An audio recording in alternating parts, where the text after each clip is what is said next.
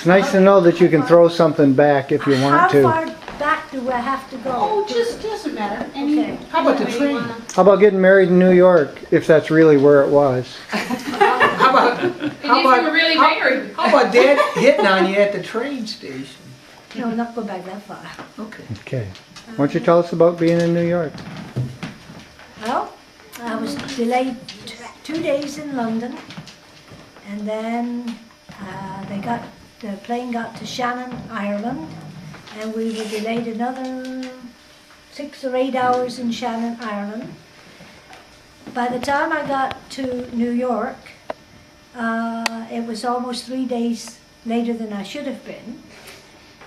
Got to the immigration office, and they told me I would have to stay there until my fiance would claim me. So, Like your baggage, kind of. I like that. I sat there, and they sent for Alan. And when he came into the immigration office, he was holding in one hand a bunch of daffodils, and in the other hand he had a corsage of gardenias. The daffodils representing England, and the gardenias representing Louisiana, the USA.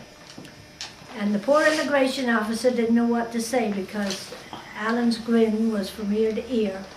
He said, I have to ask you this question, and I know it's a stupid question, but do you still intend to marry this girl?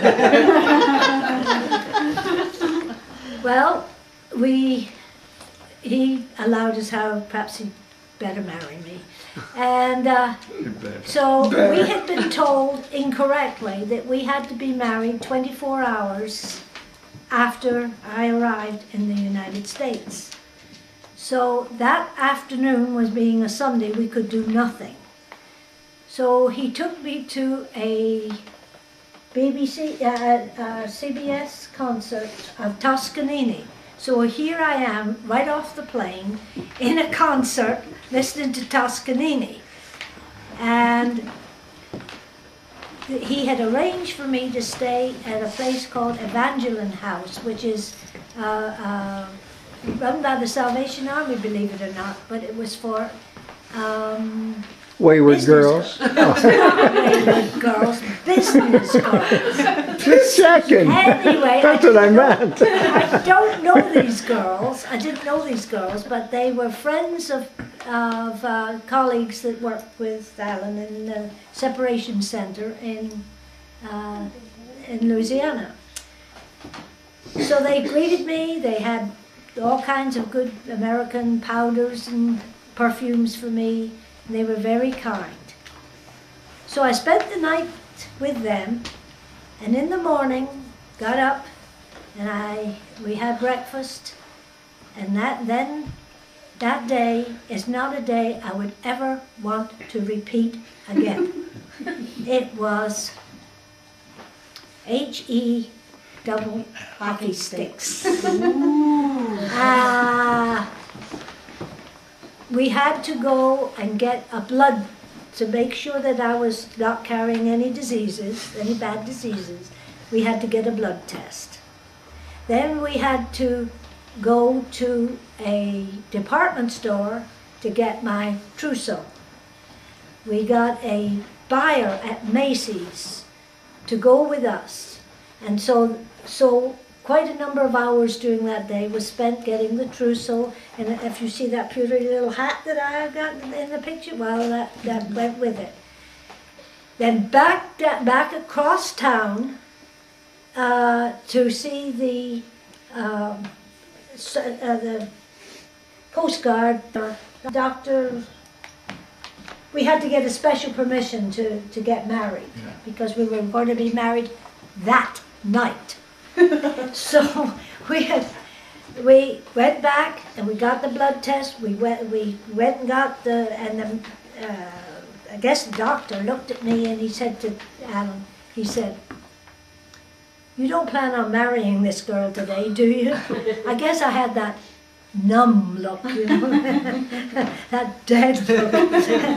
Well, we got out of there And we got to a little park, and all of a sudden Alan remembers he's left his fountain pen back at the Coast Guard office. And I just, even as numb as I just sat down on that bench. I said, you go do it. I'm gonna sit here.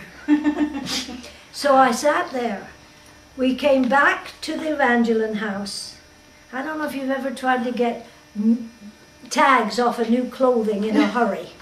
Because he left me for an hour to get ready to meet him downstairs to go to the little church around the corner to be married. Well, I had to have a bath and I had no scissors to cut the tags off. Why do I remember things like that? And when he saw me, I got down in town. When he saw me, he realized I had no flowers. So he went to the flower shop up the road. I guess they're used to it in the little church around the corner there, and got me a corsage. We met the girls, and they're from Evangeline House, and they were our witnesses. Got married. Then Alan took us out to dinner. I do not know what we had for dinner because I was still in this dead state. I do remember something kind of interesting about the dinner, though. For the first time, I was served a syllabub, or a Sorbet. sorbet. Not a syllabub, a sorbet, to cleanse the palate. I thought that was quite interesting. And after that, we went to the hotel about 11 o'clock. Remember, I've been up since 7 o'clock and have been on the feet from 7 o'clock to 11 o'clock. And hit the hotel. I can't say the rest of it, okay? Good.